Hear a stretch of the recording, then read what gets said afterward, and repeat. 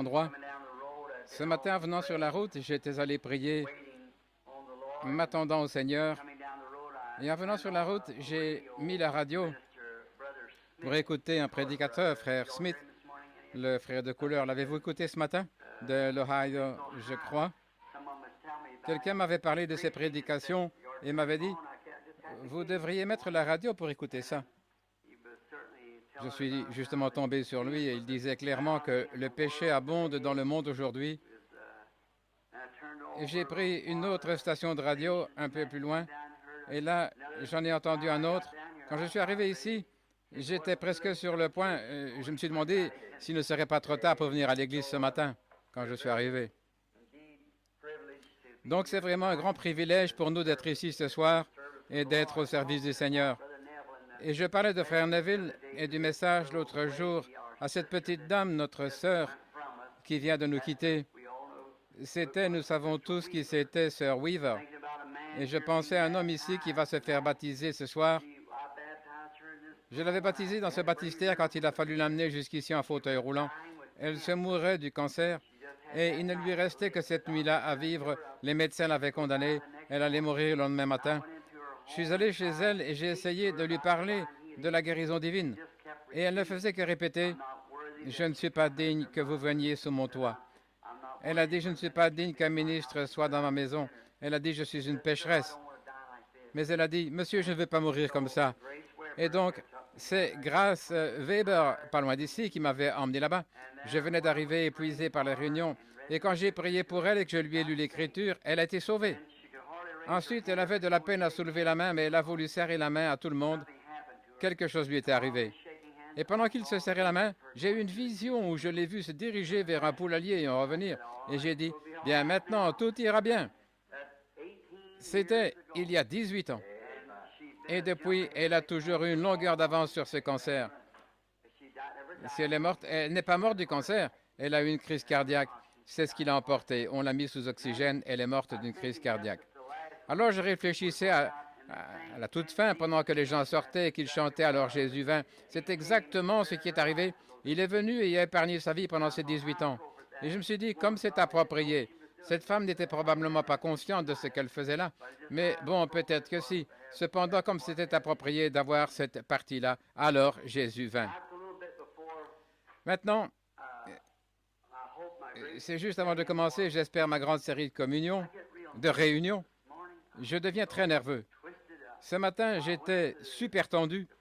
Alors je suis allé prier. Je suis ici à la maison. La famille, je les ai conduits en Arizona pour que les enfants puissent reprendre l'école. Et je suis ici juste pour me relaxer un peu. Aller à la chasse avec frère Wood et un groupe de frères ici, aller à la chasse cette semaine. Nous allons dans le Kentucky. Et je suis arrivé précisément le jour où Mme Weaver est décédée. Et ça tombait bien que je sois ici pour pouvoir assister frère Neville lors de ses funérailles. J'essaie de ne pas trop en parler, vous savez, en présence de gens qui se plaignent. Parce que je pense que l'une des choses les plus horribles, c'est de voir un homme ou une femme qui se plaint constamment. J'ai toujours pensé, oh Dieu, garde-moi d'être comme ça. Voyez-vous, cela affaiblit continuellement la foi, vous savez. Je sais qu'en vieillissant, chacun d'entre nous, des choses et encore des choses vont nous arriver. Et je sais que ces petites choses vont continuer à s'accumuler. En vieillissant, c'est inévitable. Mais je pense que l'une des choses les plus horribles, c'est que Satan couronne la vie de quelqu'un, un vieux grincheux ou une vieille femme, vous voyez. J'espère ne pas en arriver là. J'espère pouvoir supporter ces choses, mes fardeaux, et arriver. Je veux que ma vie soit couronnée de la gloire de Dieu, sa patience, sa bonté, sa paix, sa douceur, et qu'elle soit remplie du Saint-Esprit. Et l'une des principales choses dont j'ai toujours souffert au cours de ma vie, c'est la nervosité. Quand je suis très épuisé, je deviens vraiment abattu. On a l'impression que personne ne se soucie de vous, vous savez, on est complètement... Et ça vous arrive aussi. Il se trouve que j'en ai vraiment une overdose, vous savez, et parfois ça devient vraiment grave, j'ai du mal. C'est la tension, c'est ce qui produit ça. Et alors, j'en arrive au point où bien des fois, spécialement avec toutes ces visions, vous voyez, ça m'affecte. Je regarde une personne, je me dis, C'est une vision. Non, non, non, pas du tout. Oui, n'est-ce pas ça? Vous voyez? Et vous ne vous rendez pas compte du prix à payer pour ça. Et donc, on se pose des questions. Ensuite, on se met à réfléchir. On se retire dans un coin et on se dit, eh bien, maintenant, qu'est-ce que j'ai accompli? Me voici, j'ai 50 ans, je n'ai encore rien fait pour le Seigneur et je vieillis. Et oh, oh là là. Alors on attrape ce qu'on avait l'habitude d'appeler le cafard. Certains d'entre vous, les frères d'à peu près mon âge, vous vous souvenez de... On avait l'habitude d'appeler ça avoir le cafard. Papa parlait de ça, je me demandais ce qu'il voulait dire, mais maintenant je le sais vraiment, ce qu'il voulait dire. Et donc vous vous mettez à vous sentir comme ça. Alors, il n'y a rien de vrai là-dedans, c'est seulement vous et vous le savez. Oui, vous le savez que ça vient de vous. Donc j'essayais de me calmer un petit peu et de me préparer pour la grande offensive qui, je l'espère, aura lieu prochainement. Je dois aller à New York très bientôt pour des réunions là-bas, une campagne, ensuite descendre à Shreveport et ensuite retourner à Phoenix. Après quoi revenir par l'ouest, la frontière sud des États-Unis. Et puis maintenant, on est en train de faire les préparatifs pour notre déplacement outre-mer pour commencer là-bas dès que nous le pourrons après le premier de l'an, peut-être en mars ou en avril, quelque chose comme ça, à partir de Stockholm ou d'Oslo, faire le tour du monde, si nous y arrivons lors de cette prochaine tournée. Et maintenant, je suis à la maison pour, en quelque sorte, me reposer un petit peu, me retrouver et récupérer. Et si le Seigneur le veut, je reviendrai du Kentucky pour être ici dimanche prochain. Et si ça va, que c'est agréable au Seigneur et que Frère Neville n'y voit pas d'inconvénient, eh bien, j'essaierai de prendre le service dimanche prochain, si le Seigneur le veut. S'il est aussi bien disposé que Frère Neville, je serai là. Oui, monsieur. S'il est aussi bien disposé pour ça que Frère Neville, j'espère qu'il l'est. C'est que, voyez, je sais que bientôt, si le Seigneur le veut, je vais être loin de vous pendant un certain temps. Et juste des petits messages, un petit quelque chose qui me vient à cœur. Alors j'ai envie de vous l'exprimer, vous voyez. Et nous pouvons fraterniser autour de ça. Maintenant, j'en ai un assez grand nombre, 5 ou 6, qui me sont venus ces quelques derniers jours. Je suis allé chasser l'écureuil ici dans les environs pendant 2 ou 3 jours. Je vais dans les bois et je prends un crayon et du papier. Alors, quand il commence à faire jour, je m'adosse à un arbre quelque part. Si je ne m'endors pas, je me mets à prier. Et là, le Seigneur me donne quelque chose, je commence à prendre des petites notes, là, vous voyez. Vous savez ce que je veux dire? Quand on se recueille, puis je rentre, je recopie tout ça sur un carnet. Et alors, quand on fait appel à moi, je vais vite chercher mon carnet et je le parcours pour voir avec quoi je pourrais commencer. C'est ce qui vient d'arriver. Maintenant, j'aimerais, si le Seigneur le veut, j'essaie d'écourter ces grands et longs messages, vous voyez, qui prennent des heures.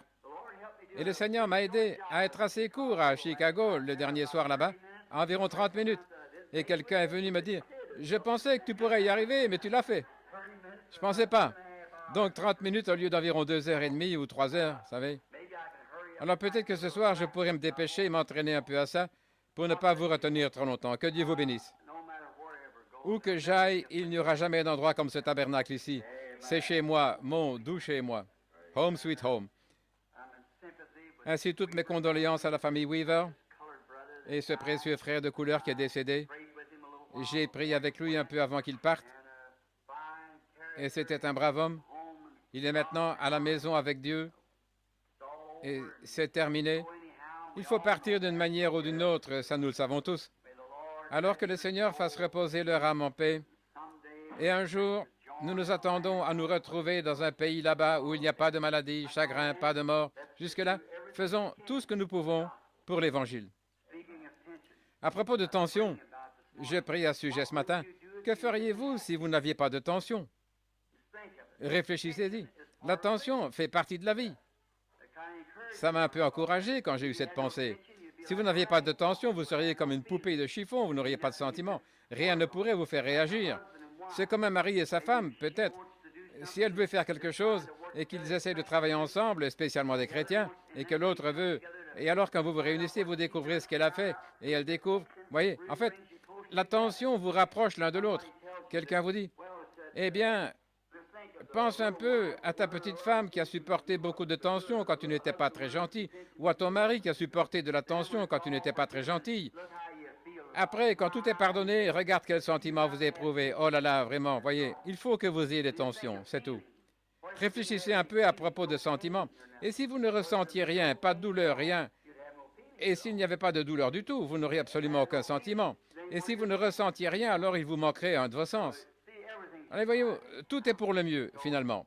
Donc, oh Dieu, donne-nous simplement la grâce de tenir debout, c'est ce qu'il faut.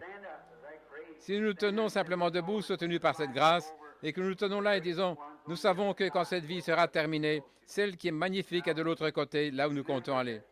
Et alors nous nous rappelons que toutes ces choses, ce sont des tensions. Or, certaines personnes essayent de présenter le christianisme en disant que vous êtes libérés des soucis, vous êtes... Non, pas du tout.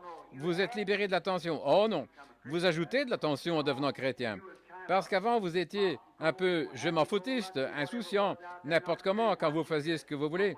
Mais quand vous devenez un vrai chrétien, à tout instant, vous vous demandez, suis-je agréable à mon Seigneur? Si seulement je pouvais l'entendre me parler. Cela vous met sous tension, vous met sur vos gardes. C'est ce qui fait que vous êtes ce que vous êtes. Alors après tout, la tension est une bénédiction. Ça dépend juste de la manière dont vous regardez. Ça dépend juste de la manière dont vous la regardez. Si vous regardez simplement l'autre côté, aussi fine qu'elle soit, une tranche aura quand même toujours deux côtés, vous voyez. Alors il faut voir les deux côtés. Donc la tension, je me dis, oh là là, qu'est-ce cette tension? Si seulement j'avais pu naître sans cette tension. Eh bien, si je n'avais pas eu cette tension, je n'aurais pas été ce que je suis. Je n'aurais pas été un chrétien, peut-être. C'est cette tension qui m'a poussé vers Jésus-Christ. Alors, elle a été une bénédiction pour moi. Donc, comme Paul l'a dit, quand il avait eu une tension ou quelque chose d'autre, eh bien qu'il ait consulté le Seigneur 3 fois pour qu'il lui enlève ça. Et le Seigneur a dit, Paul, ma grâce te suffit. Il a dit, alors je me glorifierai de mes infirmités. Quand je suis faible, c'est là que je suis fort. Tant que c'est la volonté de Dieu, c'est bien. Alors je l'ai consulté une fois quand ça me dérangeait tellement que ça me faisait peur. Et il m'a dit, il y a environ 8 ou 10 ans, il a dit, ça ne te fera plus jamais peur. Et ça ne m'a plus jamais fait peur. Non, monsieur, je ne me fais pas de soucis pour ça. Je la ressens, je sais que c'est là. Mais je continue simplement à avancer parce que ça me fait plus peur. Je suis reconnaissant pour ça. Bon, il aurait pu dire, ça n'existera plus, tout aussi bien que tu n'auras plus peur. Donc, c'est sa volonté que ça arrive. Alors, j'accepte le bon gré. Je dis, merci Seigneur, je vais marcher comme ça. Maintenant, inclinons la tête un instant pour prier. Y a-t-il une requête spéciale de prière? Je vois qu'il y a des mouchoirs posés ici. Levez la main. Seigneur, bénis chacun de tes enfants. Notre Père céleste, nous nous approchons maintenant de ton grand trône majestueux de la grâce parce qu'il nous a été demandé de venir. Nous venons sur l'invitation de Jésus-Christ. Nous venons avec tous nos soucis et nous les déchargeons sur lui parce qu'il prend soin de nous. Quel grand réconfort de savoir qu'il prend soin de nous. Le grand Dieu du ciel, le Créateur, prend soin de nous, sa création. Ça nous réjouit tellement, Seigneur. Quel réconfort en ces temps où nous vivons, alors que rien ne semble pouvoir nous réconforter, si ce n'est ta parole. C'est ça notre consolation, ta promesse. Et dans ta promesse, tu nous as dit de faire connaître nos requêtes. Et si vous demandez quelque chose en mon nom, je le ferai. Et toutes ces grandes promesses, demandez et vous recevrez. Dites à cette montagne, ôte-toi de là. Ne doutez pas, et elle sera ôtée. Toutes ces promesses, et nous pouvons puiser en elles ce que nous demandons. Des mains se sont levées. Ces gens ont besoin de quelque chose, Seigneur. Tu connais leurs besoins. Pourvois-y, Père. Je dépose ma prière devant toi avec les leurs, ma main levée avec les leurs. Il y a ici, sur cette chair, des mouchoirs qui ont été posés ici. Oh, ces gens, comme ils ont la foi, une foi vaillante, Seigneur.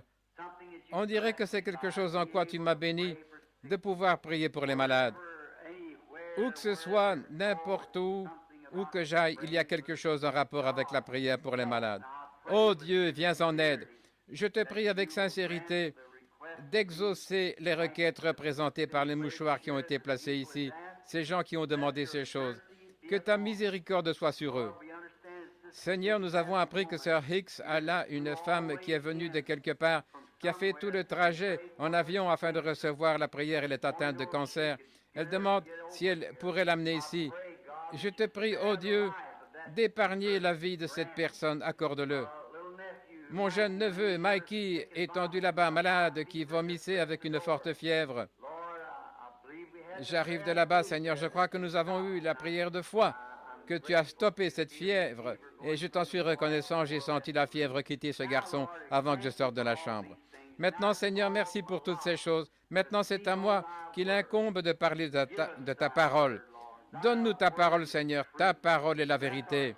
Bénis nos âmes et donne-nous la grâce dont nous avons besoin. Fais que nous la puisions dans les promesses de Dieu ce soir, dans la parole, pour être soutenus pendant le reste de cette semaine. Accorde-le, bénis notre pasteur, cette âme vaillante, sa femme, ses enfants, les diacres, les administrateurs et toutes les personnes qui entreront dans ce bâtiment ou en sortiront. Accorde-le, Père, c'est au nom de Jésus-Christ que nous demandons ces bénédictions. Amen. Maintenant, je veux lire à deux endroits dans les Écritures du Seigneur. Premièrement, dans le livre des psaumes, le psaume 86. Et ensuite, je veux lire dans Saint Matthieu au chapitre 16, 1 à 3. Je veux lire une portion de ce psaume, pas tout, mais jusqu'au verset 11 environ, ce qui fait un peu plus de la moitié. Et je veux annoncer ceci, si j'intitule mon sujet avant de prêcher,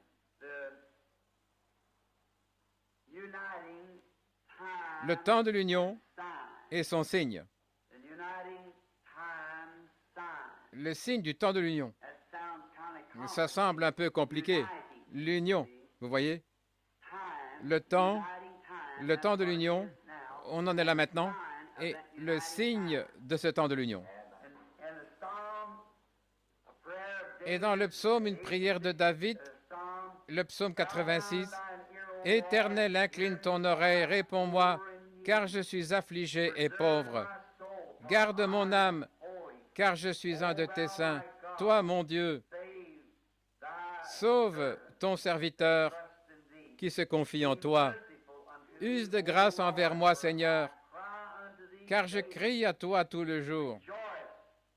Réjouis l'âme de ton serviteur, car à toi, Seigneur, j'élève mon âme. Car toi, Seigneur, tu es bon, prompt à pardonner et grand bonté envers tous ceux qui crient vers toi. Éternel, prête l'oreille à ma prière, sois attentif à la voix de mes supplications. Au jour de ma détresse, je t'invoquerai, car tu me répondras. Oh, c'est beau, n'est-ce pas? Tu me répondras. Seigneur, nul d'entre les dieux n'est comme toi. Ô Seigneur, car il n'y a point d'œuvre comme la tienne. Toutes les nations que tu as faites viendront et se prosterneront devant toi, Seigneur. Tu glorifieras ton nom.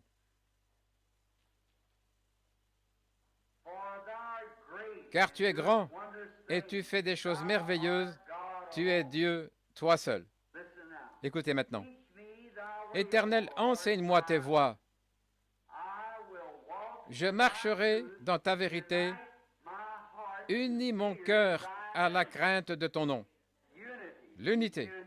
Unis mon cœur à la crainte de ton nom. Je parle maintenant d'union et du signe du temps.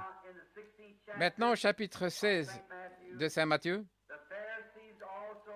les pharisiens et les sadducéens abordèrent Jésus pour le tenter, pour l'éprouver, lui demandant de leur faire voir un signe venant du ciel.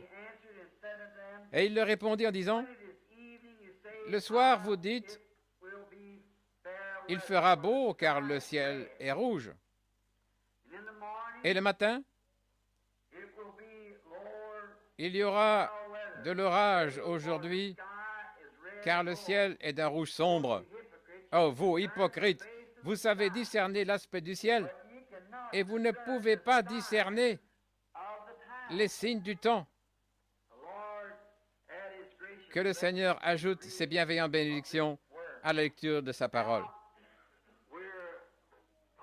Maintenant, nous parlons de cette union, de ce temps de l'union, le signe du temps de l'union.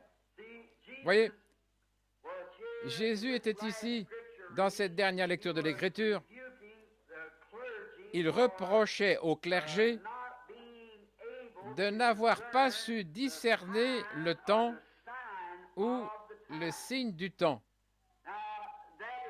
Or, cela a toujours été quelque chose d'important pour les gens, voyez, de savoir discerner le signe du temps où l'on vit. En effet, Dieu l'écrit clairement, de sorte que cela n'échappe à personne. Bon, habituellement, je retourne en arrière relever des exemples d'autres serviteurs du Seigneur du temps de la Bible, par exemple le signe au temps de Noé, le signe du temps de Daniel, et ainsi de suite, les différents signes. Mais ce soir, je veux laisser ça de côté pour gagner du temps, pour pouvoir...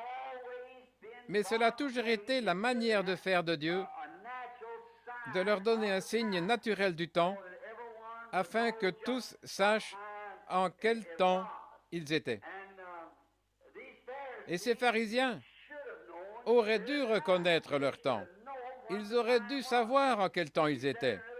Ailleurs, il a dit, « Si vous m'aviez connu, vous auriez connu mon jour. » C'est vraiment quelque chose de très important pour nous d'avoir la compréhension de ces choses. Voyez-vous, sans compréhension. Voilà ce qu'il disait toujours au sujet des prophètes. Il disait, et il avait la compréhension par des visions du Seigneur. Et la parole du Seigneur fut adressée aux prophètes d'autrefois. Voyez-vous, ils avaient la compréhension des choses par la parole du Seigneur au moyen des prophètes. Et alors les prophètes donnaient un signe. Par exemple, un homme est resté couché un certain temps sur le côté, ensuite il s'est retourné et resté couché de l'autre côté. Un homme a dû ôter ses vêtements et oh, ils ont fait beaucoup de choses pour montrer le signe sous lequel il vivait. Et maintenant, nous savons que le Dieu qui a fait les cieux et la terre et qui a élaboré son œuvre de manière à décrire ces temps par des signes, ce même Dieu vit aujourd'hui. Donc certainement, en voyant le temps dans lequel nous vivons, il doit certainement y avoir quelque chose qui échappe à quelqu'un quelque part. Parce que Dieu ne laisserait jamais ces choses arriver sans nous avoir donné un signe clair pour que nous puissions comprendre. Alors, voici ce qu'il y a aujourd'hui. C'est que le clergé, nous ne percevons pas la chose correctement. C'est comme c'était à cette époque-là. Ils ne croyaient pas que le temps était venu. Ils croyaient qu'ils menaient une vie assez paisible à cette époque-là, dont ils n'attendaient pas le Messie. Et Jésus a dit que sa venue, ce serait comme un voleur dans la nuit, au moment où les gens ne seraient pas conscients de sa venue.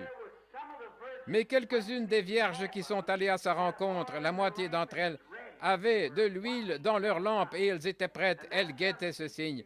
Et c'est à elles que je m'adresse ce soir, à celles qui attendent le signe maintenant, le signe de sa venue.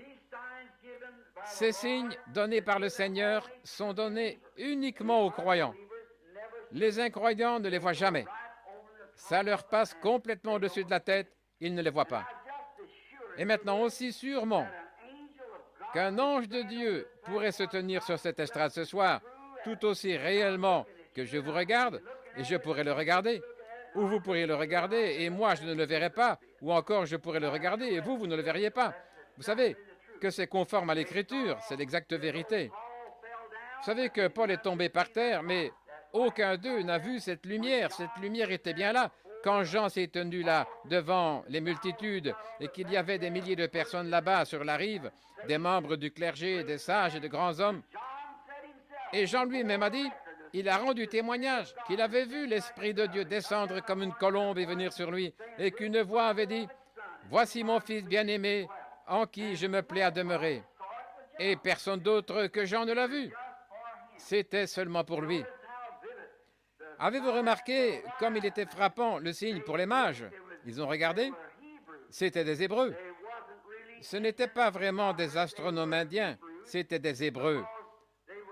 C'est qu'ils étaient allés là-bas dans ce pays étudier l'astronomie pour terminer leurs études.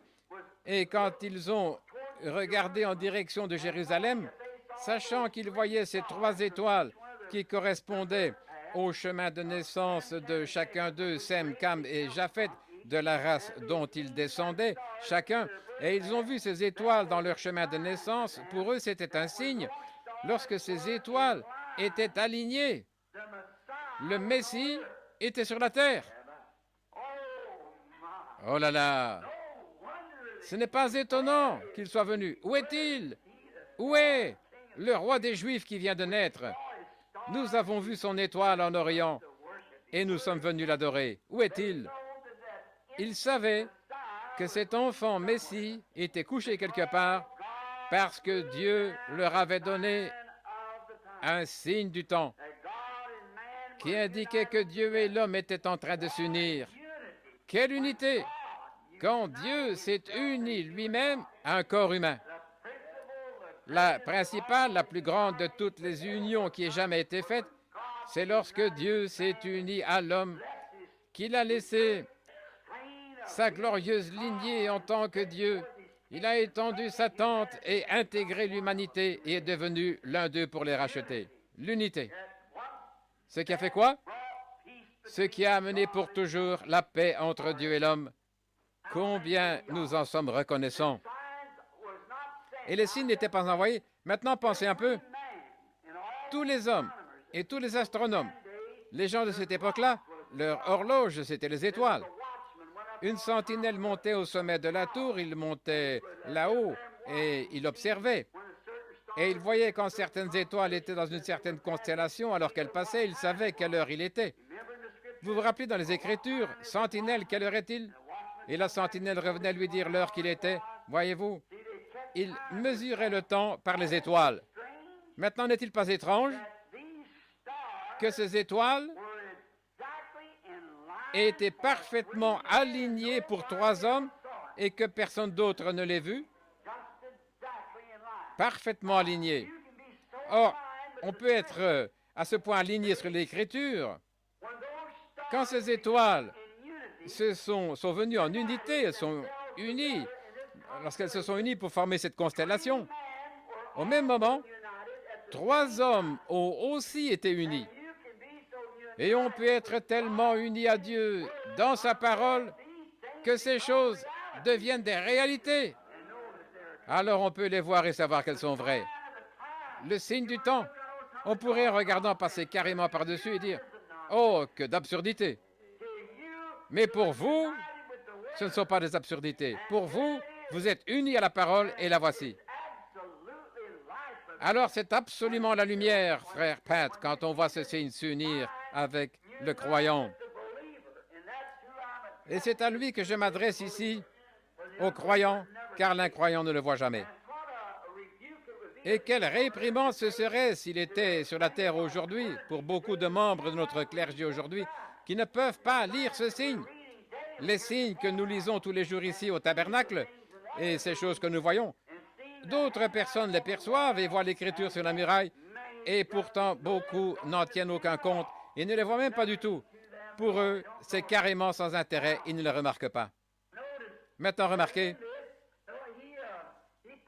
il leur a indiqué des signes nationaux.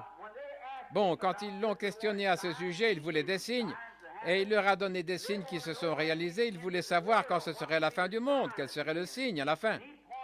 Et il leur a indiqué de nombreux endroits dans les Écritures où il était question de signes nationaux, de signes célestes dans les cieux et de signes terrestres. Il leur a donné des signes, un signe, des signes, continuellement un signe. Et quand il leur a parlé à un certain endroit d'un signe national, il a dit, « Quand vous verrez les nations commencer à se rassembler autour de Jérusalem, alors nous saurions que le temps de leur détresse est proche quand vous verrez Jérusalem encerclée par l'armée. » Maintenant, avant qu'ils puissent faire ça, le monde devait s'unir. Titus, ce grand général romain, devait réunir ses armées et arriver là après que les Juifs avaient rejeté le signe du temps que Dieu leur avait donné. C'est à ce moment-là que Titus a réuni ses armées et est venu prendre la ville. Tout d'abord, il fallait qu'il y ait une union du peuple de Dieu, soi-disant, contre la parole de Dieu, avant que la nation puisse s'unir contre le peuple de Dieu. Voyez, l'unité, l'union, s'unir ensemble. Je crois que nous vivons dans un grand temps d'union. Je note ces feux rouges, ces signaux clignotants et tout. Les femmes, comment elles agissent, et les hommes, comment ils agissent, et les églises, comment elles agissent. Je montre à ce petit groupe de tout mon cœur que je crois que nous sommes en train de nous aligner en conformité avec la parole de Dieu en cette grande heure prophétique juste avant la venue du Seigneur Jésus. Nous nous unissons ensemble et nous nous préparons. Vous voyez, avant que Titus réunisse ses armées, Israël, eux, ils se sont unis, ils se sont ralliés, ils ont refusé de croire que Jésus était le Messie. Ils l'ont rejeté, ils l'ont chassé et l'ont crucifié. Et alors, quand ils ont rejeté le salut qui leur avait été envoyé, ils se sont unis ensemble pour le faire. Maintenant, retenez bien ça. Ils se sont unis pour rejeter le message de l'heure. Il fallait qu'ils le fassent. Et après qu'il l'ait fait, alors le signe national est arrivé. Les nations ont commencé à s'unir et Titus a amené cette grande armée de Romains et de Grecs et il a encerclé les murailles de Jérusalem. Il a enfermé ces gens à l'intérieur et ils sont morts de faim. Ils ont mangé l'écorce des arbres, c'est ce que Joseph, le grand historien, nous raconte. Ils ont mangé l'herbe qu'il y avait par terre. Ils ont même fait bouillir leurs enfants les uns les autres et ils les ont mangés. Ces gens avaient perdu la raison. Et alors quand finalement Titus, qui était installé là sur les collines, là autour de Jérusalem, et les gens qui étaient là-dedans, ils pensaient qu'ils faisaient la volonté de Dieu. Quand ils ont vu ces armées avancer sur eux, ils avaient refusé d'écouter ce grand maître, le Seigneur Jésus. Pas un seul des chrétiens ne s'est fait prendre là-dedans, car ils avaient vu le signe s'était déplacé. Ils ont dit que ceux qui seront sur le toit ne descendent pas, ou que celui qui sera dans les champs ne retourne pas en arrière pour prendre son manteau, mais fouiller en Judée, et priez pour que votre fuite n'arrive pas en hiver, ni un jour de sabbat. En effet, en hiver, les collines auraient été complètement enneigées, et le jour du sabbat, les portes auraient été fermées, et la porte, alors il se serait fait prendre dans cette situation-là. Nous voulons parler de ça bientôt, de la manière dont Dieu fait ces choses, si le Seigneur le veut. Maintenant, remarquez, ils ont prié pour que ça n'arrive pas comme ça. Jésus leur avait dit de prier pour ça. Et ils n'ont pas pris un seul d'entre eux là-dedans. Ils étaient partis parce qu'ils avaient regardé le signe et ils étaient partis. Un point, c'est tout. Oh, comme les églises aujourd'hui devraient voir le signe du temps où nous vivons. Fuyez à toute vitesse vers le calvaire pour avoir la vie. Pas vers une église, mais vers Jésus-Christ. Unissez-vous à lui. Pas une organisation ou un credo d'église. Unissez-vous à Christ et soyez sûr que c'est bien lui. Vous ne pouvez pas accepter n'importe quoi. Vous devez être certain que c'est lui. Quel temps d'union! Alors nous voyons qu'ils ont rejeté le Messie et ensuite ils se sont unis ensemble, ils se sont ligués et ils ont fait entre eux une motion qui déclarait que toute personne qui recevrait Jésus comme prophète serait excommunié de l'Église. Vous vous souvenez du garçon aveugle qu'on avait amené, ses yeux privés de la vue, et les disciples ont dit qui a péché, lui ou son père, sa mère? Et Jésus a dit, dans ce cas, ni l'un ni l'autre, mais c'est afin que les œuvres de Dieu s'accomplissent, qu'elles soient connues. Et souvenez-vous, ils ont dit que le père et la mère n'avaient pas pu le dire. Ils ont dit, ils savent que c'est notre fils, mais nous, on ne sait pas comment il a été guéri. C'est que les Juifs avaient déclaré et que toute personne qui confesserait qu'il était le prophète serait excommuniée. Si vous voyez, les œuvres de Dieu, c'était que ce garçon ne faisait pas partie de ce groupe-là. Alors il a dit, eh bien moi je trouve étrange que vous ne sachiez pas d'où vient cet homme, et pourtant il m'a donné la vue. Maintenant, lui, il pouvait le dire. Voyez-vous, ça, c'était les œuvres de Dieu. Il avait été guéri et rétabli. Et il pouvait le dire parce que rien ne le retenait nulle part. C'était sur lui que les œuvres avaient été faites. Et assurément, il voyait pour la première fois de sa vie. Alors les Juifs se sont unis contre Jésus et contre sa messianité et son message messianique. Nous voyons la même chose arriver maintenant. Exactement la même chose.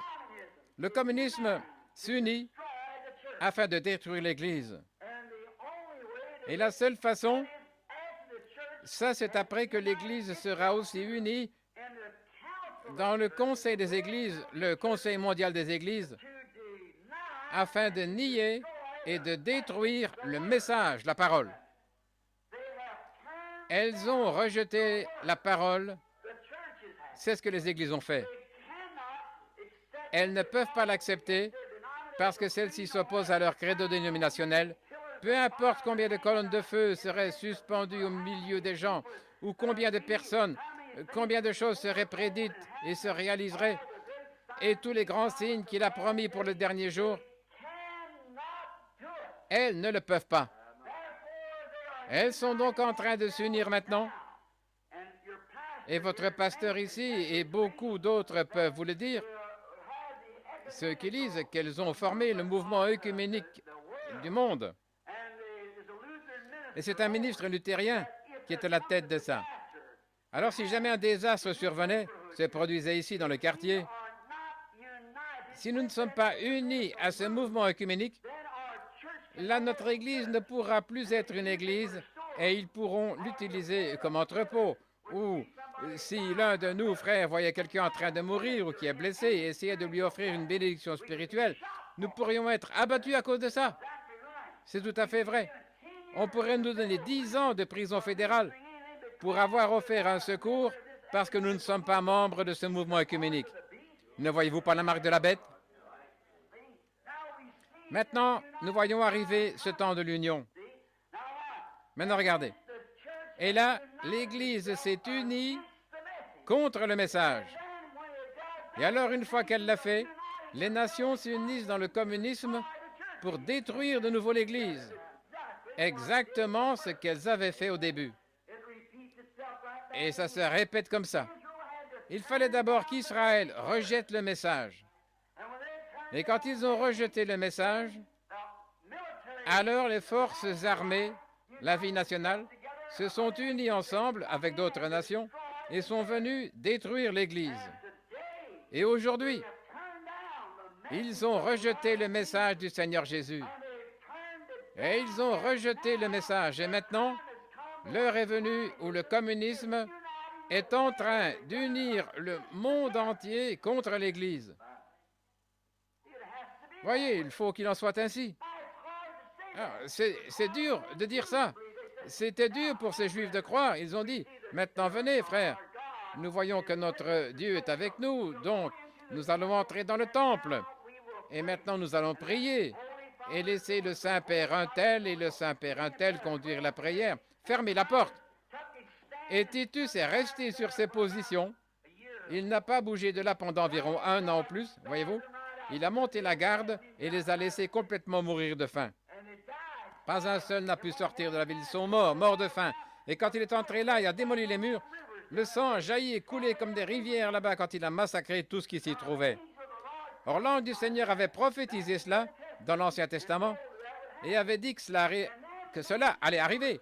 Et ces ministres qui faisaient partie du clergé, qui étaient censés être au courant et informer les gens à ce sujet, bien au contraire, quand Jésus s'est tenu au milieu d'eux, ils ne l'ont même pas reconnu.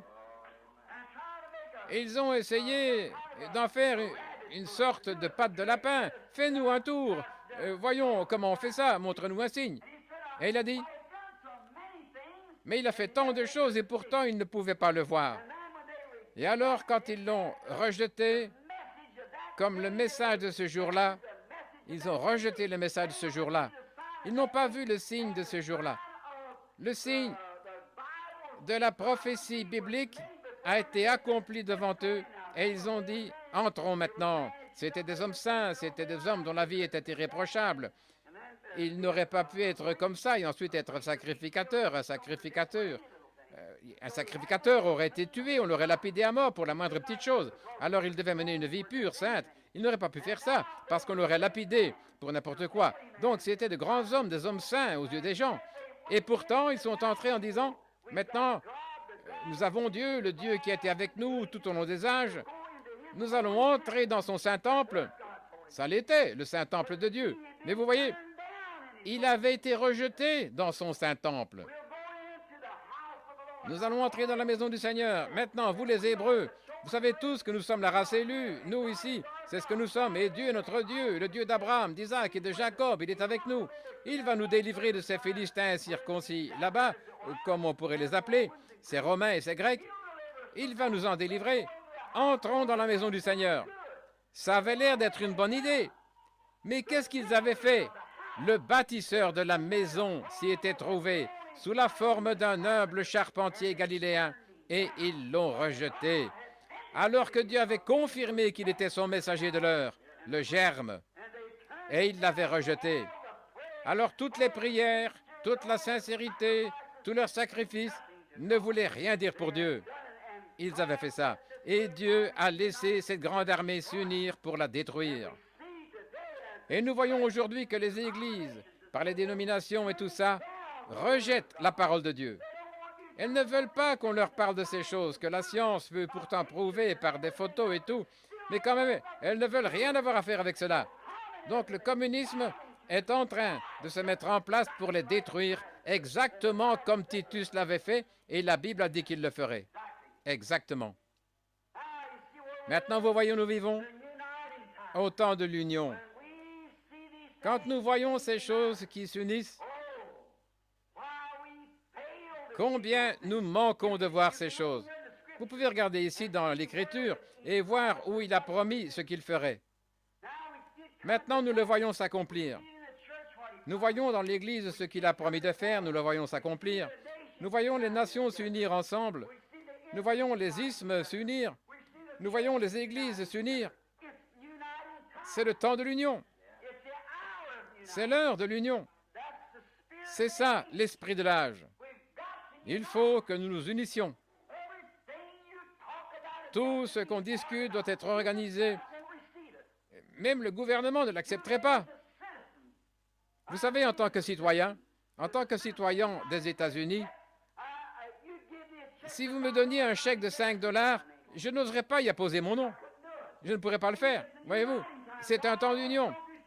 Tout doit passer par une sorte d'union, et cette union amène la marque de la bête. C'est un temps d'union. Et tout va dans cette direction. Vous pouvez le voir de vos propres yeux. Il suffit de regarder. C'est un temps d'union où tout se réunit. Les Juifs se sont unis contre Jésus étant leur Messie. Et nous voyons ce qui est arrivé. Nous voyons la même chose maintenant. Le communisme s'unit pour détruire l'Église après que l'Église s'est unie dans le Conseil mondial des Églises et qu'elle essaie de détruire le message, la parole de Dieu. Elles essaient de s'en débarrasser. La seule chose qu'elles peuvent faire, c'est former entre elles un conseil. Parce qu'elles sont séparées, un petit groupe ici, les méthodistes, les baptistes, luthériens, presbytériens, l'Église du Christ, et ainsi de suite. Elles ne peuvent rien faire parce que celle-ci sera contre celle-là et celle-là contre l'autre. Leur doctrine diffère autant que l'Est de l'Ouest. Mais vous, elles ne peuvent pas. Mais une fois réunies, sous un seul grand chef, elles ont ce qu'il faut. Elles l'ont. Et c'est ce qui fait que les catholiques sont dans une telle unité, les catholiques romains. Bien sûr, ils sont en unité, la majorité.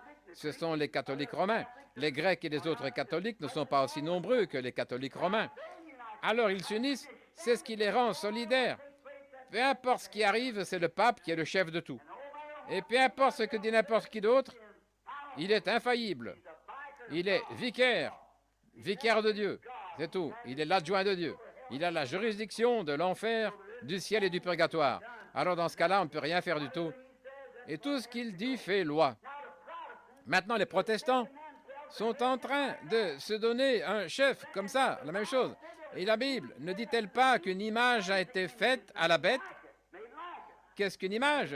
C'est quelque chose qui est semblable, qui a été fait semblable. Et voyez-vous, c'est la même chose. Du fait qu'ils s'unissent, et c'est ça, l'esprit de l'âge, c'est de s'unir. S'unir pour essayer de détruire le message. Comment le détruisent-ils?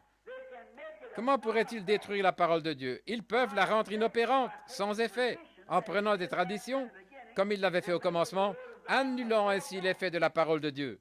Ils disent, oh, après tout, on voit cette femme incrédule là qui cherche. Son nom m'échappe en ce moment, si je pouvais citer son nom. Je cherche à en retenir tellement. Je pensais à cette Miss Nation. L'autre jour, je souhaiterais qu'on ait une autre femme comme celle-là qui prenne position. C'est elle qui est allée dans les bars et a jeté dehors le whisky, a arraché les affiches et tout ça. Pourquoi est-ce qu'une femme ne prend pas position comme ça aujourd'hui? Ne va pas arracher quelques-unes de ses photos de femmes nues, de sa propre race, ce genre de choses. Oui, on n'a plus de pareil. Mais cette femme, une incrédule, dit que la Bible, il est anticonstitutionnel de la lire dans les écoles publiques et ce genre de choses. Maintenant, ce qu'ils font ainsi, l'avez-vous remarqué? Ils essaient de dire maintenant, des gens qui étudient l'Écriture, qu'une grande partie de la prophétie, ce qui a été prophétisé dans la Bible, était faux et ne s'est jamais accompli. Vous en avez entendu parler, vous l'avez lu. Et ils essaient de dire toutes sortes de choses, vous voyez. Ils essaient de détruire l'effet de cette parole. S'ils peuvent seulement la détruire et y substituer un credo ou quelque chose qui est de l'homme, qui semble à leurs yeux meilleur que la parole, alors ils la détruisent par leur tradition. Et c'est par ce moyen qu'ils essaient de détruire la parole de Dieu, par une politique dénominationnelle. Maintenant, chaque Église a sa propre politique. L'Église du Christ a la sienne, l'Église chrétienne a la sienne, et les baptistes, les méthodistes, les presbytériens, ils ont tous leurs différentes politiques. Maintenant, ils s'en écartent parce qu'ils sont séparés. Vous voyez, la chose n'aurait pas pu se faire avant. C'est maintenant qu'ils doivent le faire. C'est le temps de l'union. Et maintenant, ils rassemblent tout ça, ils mettent tout en commun et on voit avec quoi ils se retrouvent. Oh, comme c'est faire cuire du pain fait de viande de cheval et d'ordures de la poubelle, plus tout ce qu'ils ont mis, en faire des boulettes et ajouter à ça des pommes de terre pourries et autre chose, et voir ce qui en sort. Moi, je ne veux rien de ça. C'est sûr que non. Non, monsieur. Et c'est comme ça qu'ils font, vous voyez. Ils prennent des gens qui croient que Jésus était un mythe, une église qui croit que Jésus était un mythe, certains qu'il était un prophète. L'une dit, le temps des miracles est passé. L'autre dit, il est possible que ça existe. Et tout ça réuni, et la Bible dit, comment deux peuvent-ils marcher ensemble s'ils ne sont pas d'accord? Or, c'est ça le genre d'unité qu'ils ont. Et en mettant un éminent Saint-Père au-dessus de tout, on a là une image de la bête, exactement ce que la Bible dit. Maintenant, ils ont un ministre luthérien à la tête. Eh bien, nous voyons que c'est le temps de l'union. C'est la même chose maintenant, ils s'unissent. Le communisme et tout le reste dans le monde et dans l'Église et tout, ils s'unissent. Observez la nature. Oh là là, la nature. Si vous observez la nature, elle fait la même chose. La nature est le calendrier de Dieu des signes. Le saviez-vous? Jésus leur a dit d'observer la nature. La mer qui rugirait, voyez qu'il y aurait différentes choses et des tremblements de terre en divers lieux, des conflits nationaux, des signes dans le ciel, des signes sur la terre. Partout, il y aurait des signes de ce temps qui arrive. Observez les nuages. Avant que les nuages puissent produire une pluie torrentielle, savez-vous comment ça se passe? Plusieurs petits nuages se regroupent pour former un gros nuage.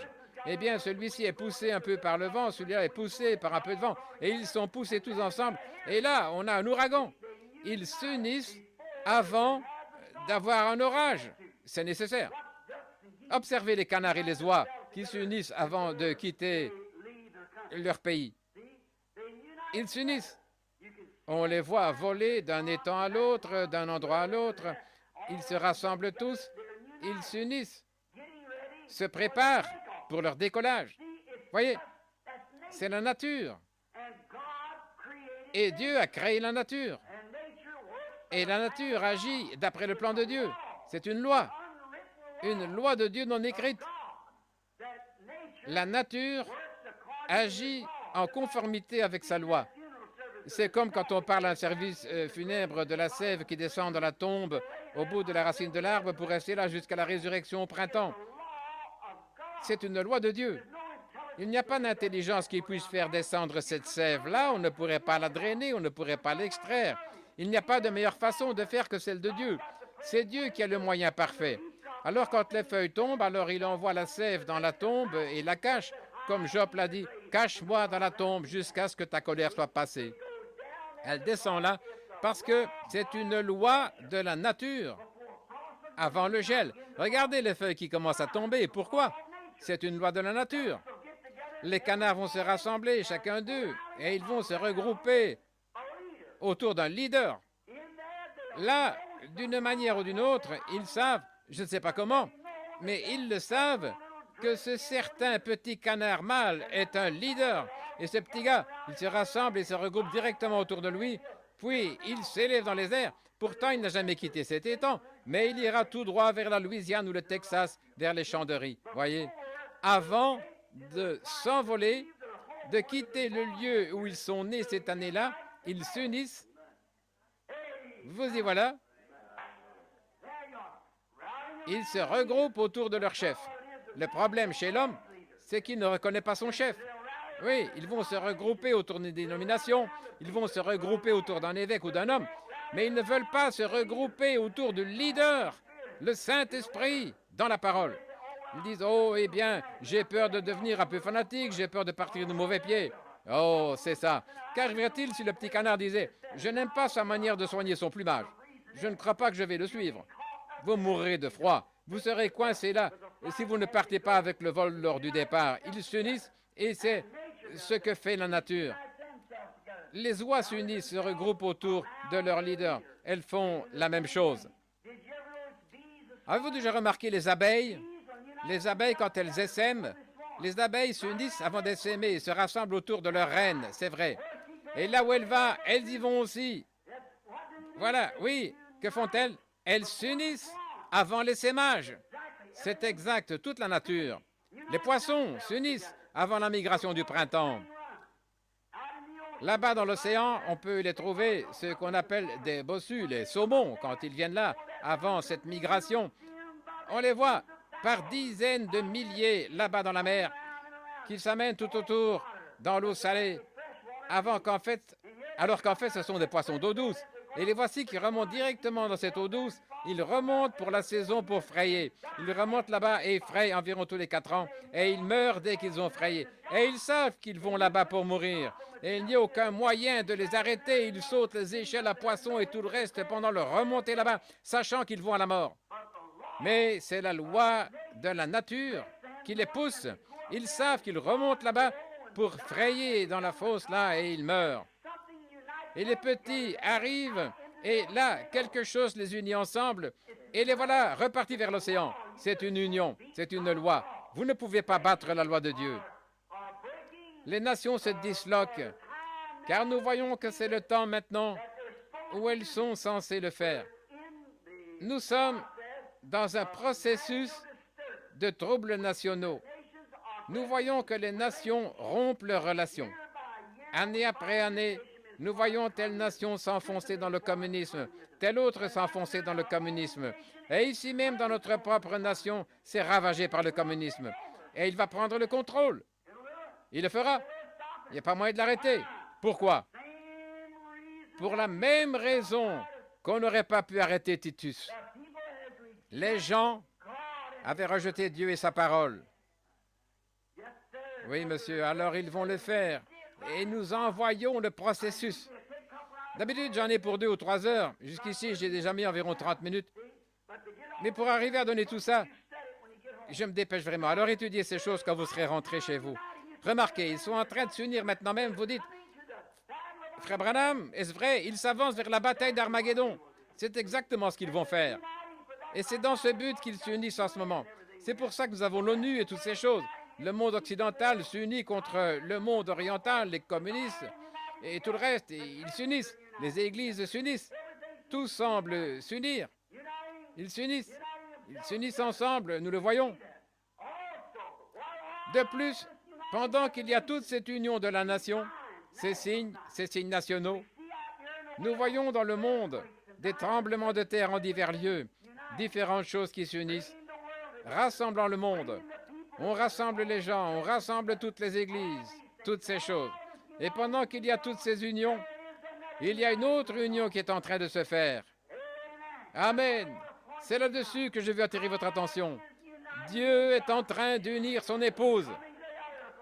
Elle s'assemble de l'Est et de l'Ouest, du Nord et du Sud. Il y a un temps d'union et c'est en train de se produire maintenant même. Elle s'unit pourquoi? L'enlèvement.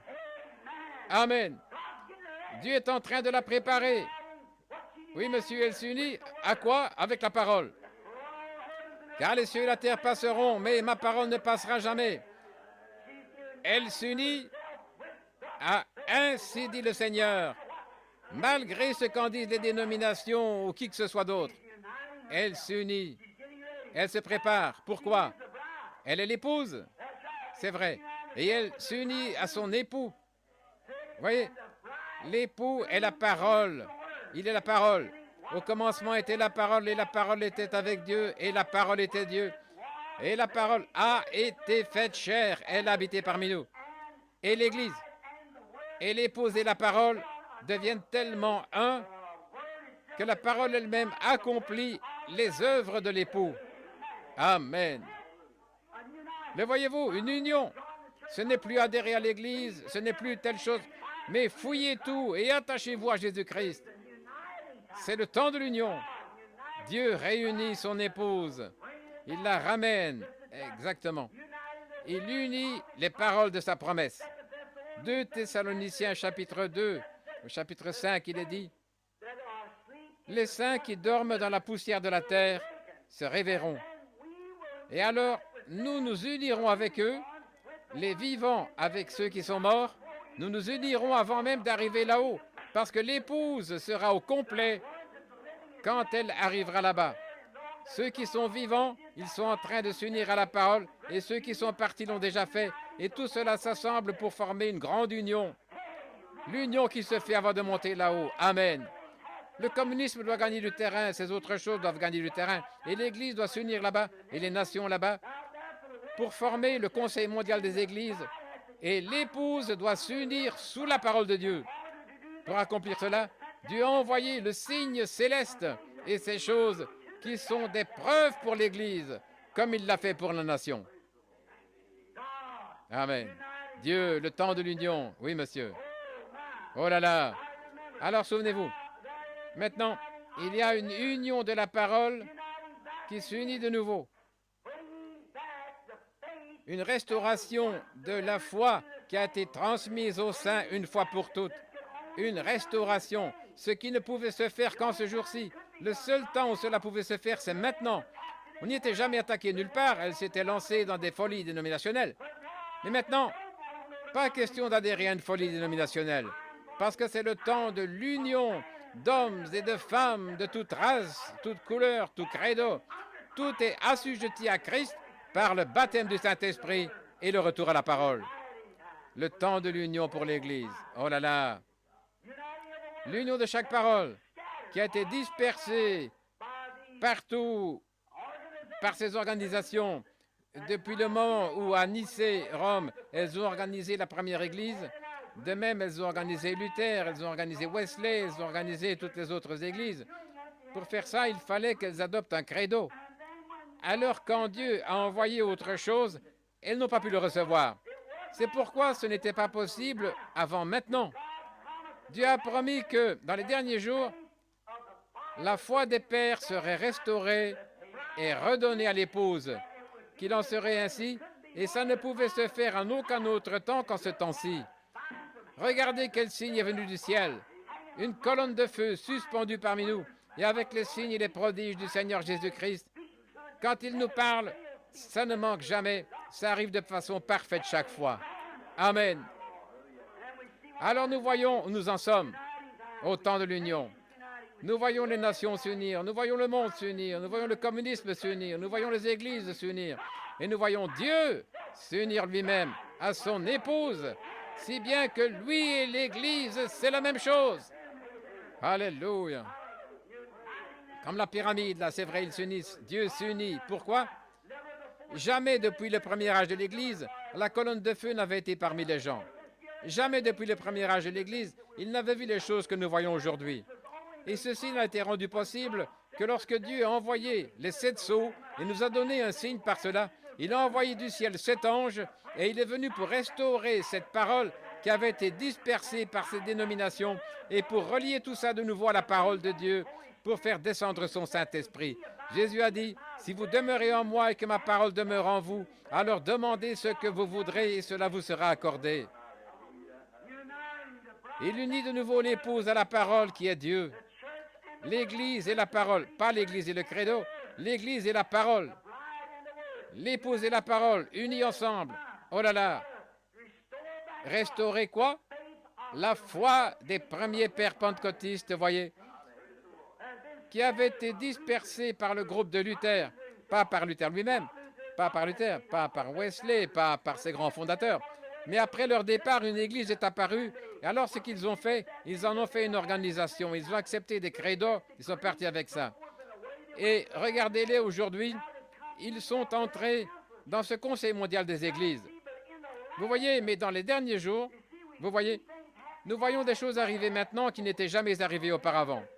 Voyez, c'est le signe de Dieu. Et toutes ces unions sont le signe du temps.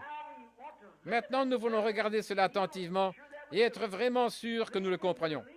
Ils abandonnent la vraie parole pour des dénominations, pour accepter des credos et les opinions de différents hommes, plutôt que d'accepter la parole. Apocalypse 10 dit, le message du 7e ange. Maintenant, souvenez-vous, c'est juste aux 7 trompettes. Et il y a 7 anges faisant retentir cette trompette. C'est là où on va y arriver ensuite.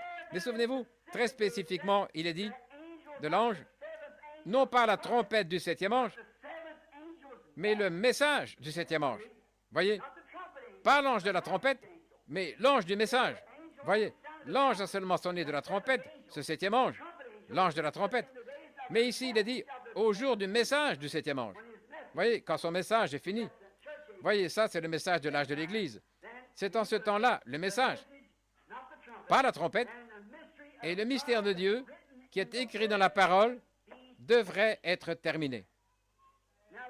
Maintenant, regardez dans quel jour nous vivons. Regardez ces sceaux. C'est ce qui a rassemblé cette parole de Dieu qui avait été dispersée. Luther et tous les autres, ces grands réformateurs qui étaient allés de l'avant.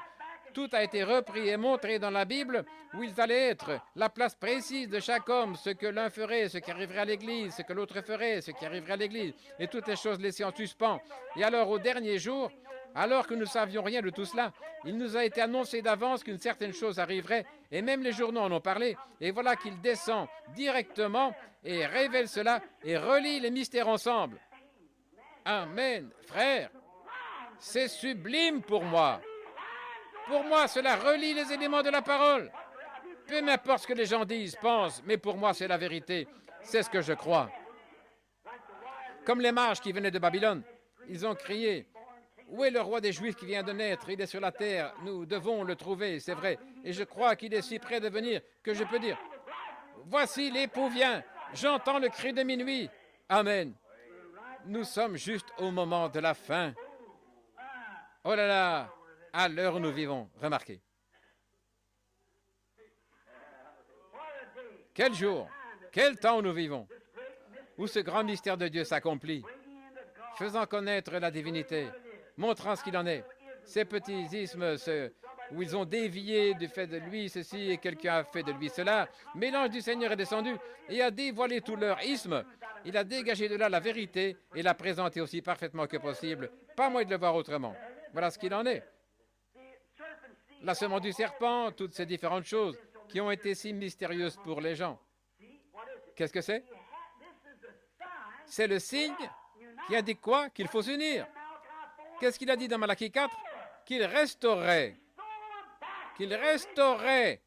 la foi pentecôtiste originelle, la redonnerait aux gens, avec le même message pentecôtiste, le même signe pentecôtiste, la même preuve pentecôtiste, le même Dieu, la même puissance, le même enseignement, tout exactement pareil, avec la confirmation de la même colonne de feu qui a jeté Paul à terre sur le chemin de Damas. Il est parmi nous aujourd'hui faisant les mêmes choses qu'à cette époque-là. S'unir. Nous voyons les nations s'unir, nous voyons le monde s'unir, nous voyons les églises s'unir. Nous voyons l'épouse s'unir à la parole. Pourquoi? La parole est Dieu. Et comme la parole, comme l'époux étant la parole, et l'épouse étant l'auditrice de la parole, ils se joignent ensemble dans une union. Ils s'unissent, c'est comme un mariage. Voyez-vous, ils se préparent pour un mariage et ils deviennent un. La parole devient vous, vous devenez la parole. Jésus a dit, en ce jour-là, vous le saurez, tout ce que le Père est, je le suis, et tout ce que je suis, vous l'êtes, et tout ce que vous êtes, je le suis. En ce jour-là, vous saurez que je suis dans le Père, que le Père est en moi, et que je suis en vous, et que vous êtes en moi. En ce jour-là, quel jour? Ce jour-ci, nous voyons les grands mystères cachés de Dieu être révélés. Oh, comme j'aime ça! Remarquez qu'il n'était pas possible de rapprocher la science et la parole comme on le fait aujourd'hui. Le rapprochement n'aurait pas pu se faire avant. C'est juste maintenant qu'ils peuvent le faire. Remarquez, il a dit des signes célestes, des signes célestes. La science et les signes nationaux, ils ont de grands signes dans le ciel aujourd'hui. Ils ont des astronautes et tout. Mais ces astronautes, ça produit quel effet sur la science mondiale? Ça éveille une crainte chez les gens. Ils ne savent pas à quel moment ils pourraient envoyer là-haut quelque chose et simplement lâcher ces bombes et nous n'existerions plus. Voilà les signes qu'ils ont, des choses qui font peur à voir dans le ciel. Ils les ont. Des missiles atomiques et tout, toutes sortes de signes. Oui, ce traité qu'ils ont signé l'autre jour, déclarant qu'ils n'allaient plus faire exploser de bombes en surface, mais maintenant ils vont sous l'eau ou dans le sol, ils les testent quand même. Ils signent un traité. Nous n'allons plus faire ceci si vous dites que vous n'allez plus le faire, mais nous allons retourner chez nous et le faire de cette manière-ci. Et nous savons que vous faites pareil là-bas. Il n'y a absolument rien. Il n'y a aucune confiance entre eux. Il n'y a rien. Et ils ont tous peur les uns des autres. C'est un signe terrible. La science, l'homme et les nations ont produit dans le ciel un signe qui fait peur. C'est tout à fait vrai. Donc ils ont peur les uns des autres. Et il y a un signe céleste qui a été donné. Voyez, eux aussi, ils ont leur signe dans le ciel, un signe qui fait peur. Un homme astronaute, il pourrait avoir un missile atomique, le lâcher et détruire la nation entière. Monter là-haut comme astronaute et se tenir là, rien ne les empêche de faire ça. Ils peuvent certainement le faire quand ils le veulent. Ils peuvent la réduire en poussière s'ils le veulent dans les 15 prochaines minutes. Et ce que l'un peut faire, l'autre peut faire pareil. Donc vous voyez, ils ont un signe, mais ce genre de signe les effraie. Ils s'unissent, ils unissent leurs forces. Le monde libre, il unit ses forces. Le communisme unit ses forces avec la Russie, tous. Mais chacun a peur de l'autre. Oui, c'est un signe qui fait peur. C'est vrai. Ça, ce sont des signes nationaux et tout. Mais l'Église a reçu un signe céleste. Un astronaute. Amen. Jésus-Christ, sous la forme d'une colonne de feu, comme il était dans l'Ancien Testament, comme il était quand il a rencontré Saul, là, sur le chemin de Damas. Le même Jésus ici aujourd'hui. Et qu'est-ce que cela produit? Est-ce que cela amène la peur? Cela amène l'amour. Une union les uns avec les autres. Amen. De la sympathie les uns pour les autres. Cela amène l'amour de Dieu. Oh, cela nous unit et nous amène le corps de Christ à l'unité en tant qu'épouse. C'est ce qu'il produit maintenant. Cette grande union que Dieu... Eux, ils s'unissent, un groupe ici pour combattre l'autre, un groupe par ici pour combattre l'autre. Et l'Église est là entre les deux. Regardez bien ce qui va arriver. Elle va s'unir avec eux, c'est tout à fait vrai. Mais bon, nous voyons que cela amène de la peur et de l'agitation.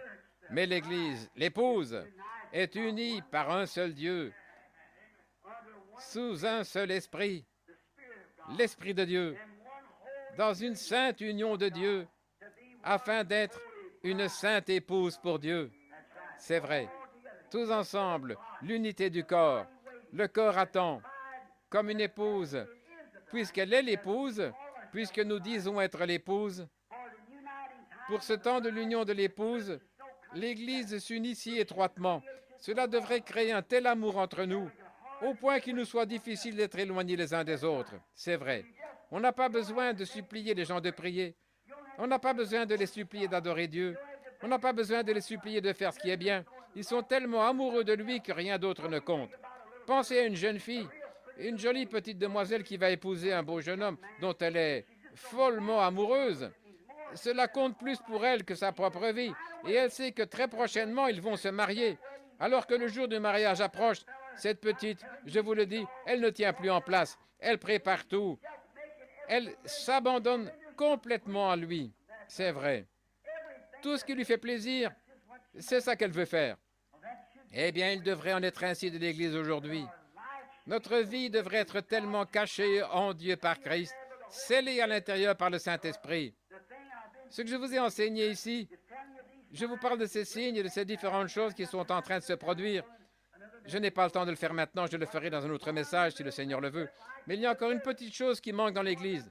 Nous voulons y venir. Je suis sur le point de le faire maintenant, nous voulons y arriver. Vous devez le faire. Si vous ne le faites pas, vous devez le faire, un point c'est tout.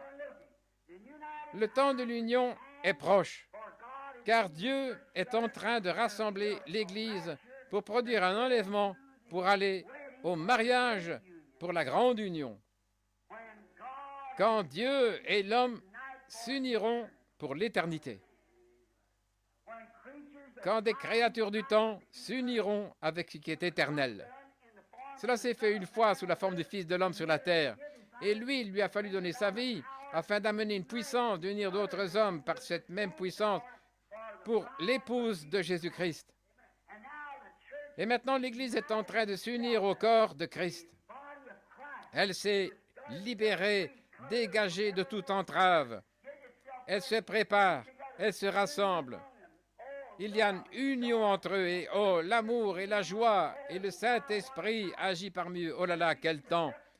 Comme nous voyons les canards se préparer, nous voyons les oies se préparer, nous voyons les abeilles se préparer, nous voyons les nuages se préparer pour la pluie, nous voyons tout. Tous s'unissent pour leur grande offensive. Nous voyons la Ligue des Nations, les Nations réunies, qui s'unissent dans le communisme. Ici, dans le monde occidental, nous voyons qu'elles s'unissent. Nous voyons l'Église, elles s'unissent, toutes les autres. Alors c'est absolument impossible en aucun autre temps. Il n'aurait pu en être ainsi. Il n'aurait pu en être ainsi il y a 20 ans. Il n'aurait pas pu en être ainsi il y a 10 ans. Il faut que ce soit maintenant même. Parce que ces ismes et tout n'en étaient pas encore arrivés là. Mais réveillez-vous, secouez-vous au plus vite et regardez où nous en sommes. Où sommes-nous? Comme ces mages, nous sommes alignés sur sa parole. Et la lumière du Seigneur brille sur notre sentier. Gloire à Dieu dans les lieux très hauts. Gloire à Dieu qui nous a donné Jésus-Christ. Lui que nous aimons et qui nous a amenés à ce point. Nous sommes son peuple, racheté au prix de son sang. Oh là là! Quand arrive le temps de l'union, nous regardons comme nous nous unissons les uns avec les autres par les liens de son esprit. Est-ce possible que ce soit son esprit? Bien sûr que c'est son esprit. Pourquoi cela? C'est sa parole. Et c'est là l'esprit de la parole. Et quand cet esprit de la promesse vient sur vous et qu'il confirme et démontre ce qu'il est-ce le même esprit? C'est celui qui était avec Moïse dans le désert. C'est celui qui était sur Jésus-Christ. C'est lui qui a rencontré Saul quand il était en route vers Damas. Il est le même hier, aujourd'hui, éternellement. Et il fait la même chose. Et nous voyons les nations réunies, nous voyons les chefs des églises réunis, nous voyons le communisme réuni, nous voyons les ismes s'unir, nous voyons toutes ces choses. Et maintenant, nous voyons l'épouse s'unir avec la parole. Oh là là, le moment est venu où les saints vont ressusciter pour s'unir avec ceux qui sont vivants, afin d'aller s'unir à Jésus-Christ pour l'éternité. Que Dieu nous aide, chacun de nous à nous unir à Christ ce soir, que nous abandonnions tout ce que nous sommes, tout ce que nous avons, toute notre âme, tout notre corps et notre pensée à Jésus-Christ, et que nous attendions le moment de cette union. Quand la trompette de Dieu retentira, qu'il n'y aura plus de temps, et que poindra le matin éternel resplendissant de beauté. Quand les morts en Christ ressusciteront et se rassembleront là-bas sur l'autre rive, avec l'épouse qui est vivante, pour être enlevés ensemble. Regardez l'union. Dieu qui unit l'Église avec sa parole et la parole avec l'Église. Les deux devenant une seule et même chose. Dis ceci et cela arrivera. Fais ceci et cela arrivera. C'est ça. C'est moi devant toi. C'est moi qui le prouve. C'est moi avec toi. Très bien.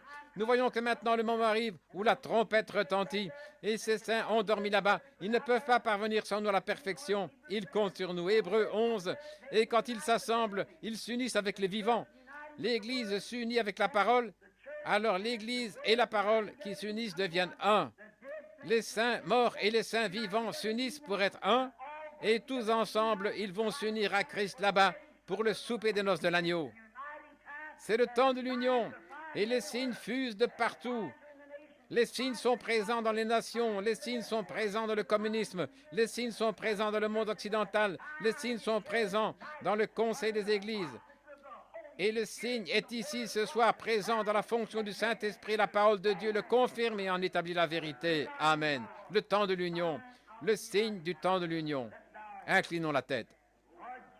Seigneur Jésus, mon pauvre cœur bondit de joie en voyant la possibilité, pour moi, un homme d'âge mûr, mais pourtant la possibilité que je vois ta venue dans cette génération, que je sois vivant et que je me tienne ici, que je vois le moment où cette trompette retentira, que celui qui est souillé se souille encore, que le juste pratique encore la justice, que celui qui est saint se sanctifie encore.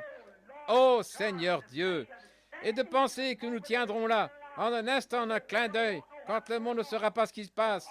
Mais tout à coup, vous verrez apparaître devant vous vos bien-aimés qui sont décédés et qui reviennent s'unir avec vous. Et nous serons changés en un instant, en un clin d'œil, et nous serons tous ensemble enlevés à la rencontre de notre Seigneur dans les airs. Alors nous nous unirons à lui, et nous serons là pour toujours. Plus jamais nous n'aurons à être privés de sa présence. Comme c'est glorieux aujourd'hui, Seigneur, de savoir que nous sommes maintenant unis en étant un seul esprit, le Saint-Esprit, qui a le contrôle absolu de la parole, vient en nous. Et comme c'est glorieux, quel privilège de pouvoir nous détacher de tout ce qui est du monde pour nous unir à Jésus-Christ. Et de penser qu'un jour, sous une forme physique, avec un corps semblable à son propre corps glorieux, nous nous assiérons à la table, au souper de noces. Et là, nous serons unis et mariés à lui pour vivre comme épouse et époux tout au long des temps à venir, tout au long d'une éternité sans fin. Seigneur Dieu, que ceci ne soit pas qu'une pensée mythique pour les gens, mais que cela devienne une réalité, au point qu'une faim, une soif intense s'installeront dans les gens, en lisant leurs journaux, en écoutant la radio et les nouvelles, et en voyant que c'est le temps de l'union. Les signes flashent. Seigneur Dieu, nous avons parlé, entre autres, des femmes, de ce qu'elles feraient dans les derniers jours, de ce que l'Église ferait dans les derniers jours, ce que les âges de l'Église seraient, et ce que les sceaux seraient, et toutes ces autres choses. Et nous voyons ce qui est arrivé au temps de Noé, nous voyons ce qui est arrivé au temps de Sodome et de Lot, quand l'ange de Dieu s'est fait connaître dans une chair humaine, qui a mangé la chair d'une vache et bu le lait de la vache et mangé du pain. Il s'est tenu là et a pu dire ce qui se passait derrière lui. Et Jésus a dit que la même chose se produira à la venue du Fils de l'homme. Seigneur Dieu, nous avons vu la pyramide. La manière dont nous l'avons construite, là, nous avons vu comment nous y avons ajouté ces choses. Et nous constatons que nous sommes au temps de la fin, attendant la pierre angulaire principale. Gloire à Dieu. Nous te prions, Père, de réveiller les gens rapidement maintenant et de nous rassembler dans l'amour divin et le respect envers Jésus-Christ et les uns envers les autres. Si certains d'entre vous ici ce soir n'ont pas cette espérance en eux, voulez-vous lever la main vers Dieu et dire, Seigneur Dieu, unis-moi à toi, unis-moi à toi. Que Dieu vous bénisse, frère, que Dieu vous bénisse. Et vous, oui, unis-moi à toi, Seigneur. Oui. Oh là là. Les nations se disloquent. Israël se réveille. Regardez Israël là-bas, ils sont réunis. Israël, ils sont venus du monde entier pour s'unir. Pour s'unir. Et maintenant, ils sont une nation. Ils sont une nation unie. Ils ont leur propre drapeau, leur propre monnaie, leur propre armée et tout. S'ils ne l'ont jamais été, c'est maintenant. Israël est uni. Rome est unie. L'Église est unie. Et l'épouse est en train de s'unir. Amen. La venue de cette grande union, qu'est-ce que c'est?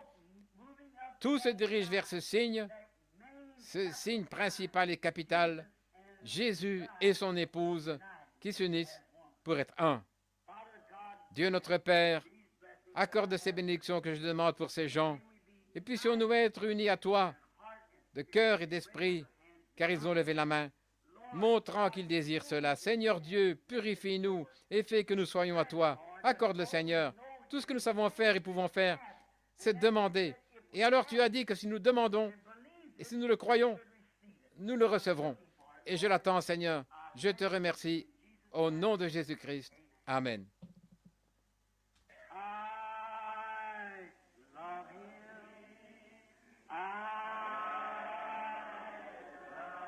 Je l'aime, je l'aime.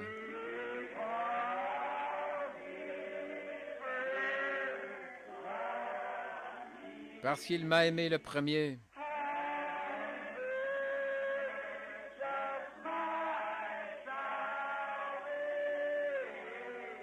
Et a acquis mon salut.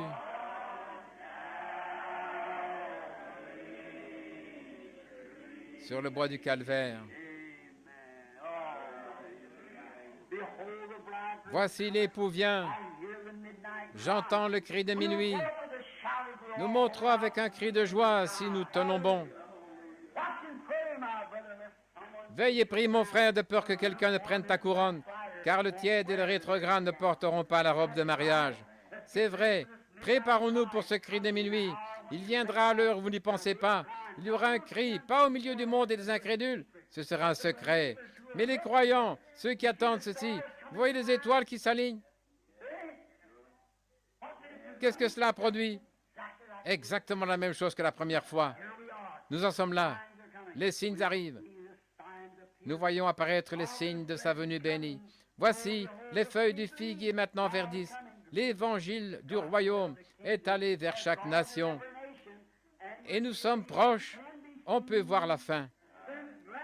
Alors avec joie, nous partons proclamer le message de son apparition bénie. Pas vrai? Oh, proclamer le message de son apparition bénie. C'est ce que nous devons faire. Dire à tout le monde, tenez-vous prêts, préparez-vous à rencontrer Dieu. Amen. Je l'aime. Oh, comme je l'aime. Maintenant, levons-nous. Alors, que nous nous saluons, tournez-vous pour serrer la main à quelqu'un et dites,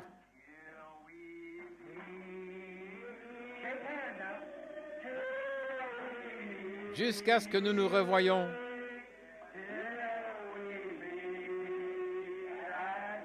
Jusqu'à ce que nous nous rencontrions au pied de Jésus.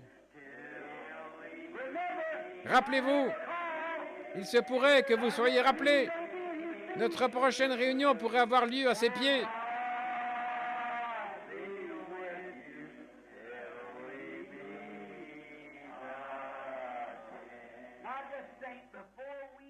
Maintenant, pensez un peu avant que nous nous revoyions. Avant que nous revoyions dimanche matin ou mercredi soir. Il se peut.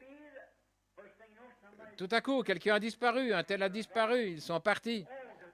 Oh, de penser que votre mari a disparu, ou que votre femme a disparu, et la femme de Jean a disparu, et par ici, les enfants ont disparu.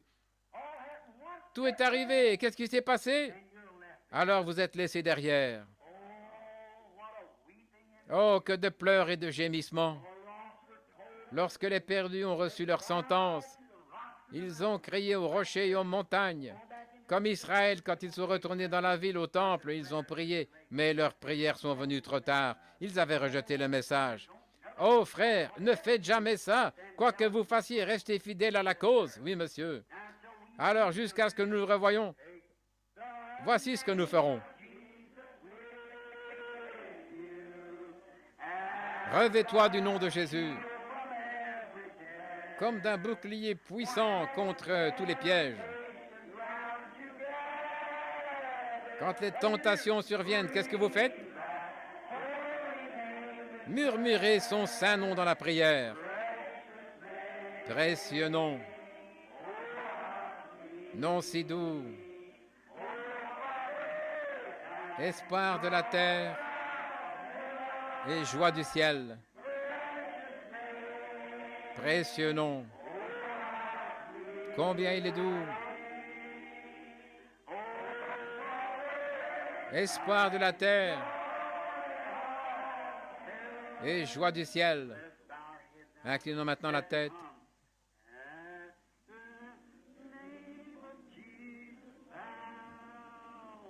Au nom de Jésus, nous nous inclinons, prosternés à ses pieds.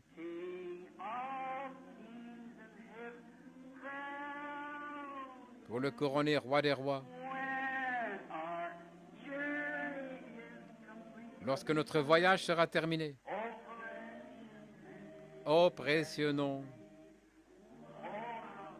combien il est doux. Espoir de la terre et joie du ciel, précieux nom, combien il est doux, nom si doux. Espoir de la terre et joie du ciel,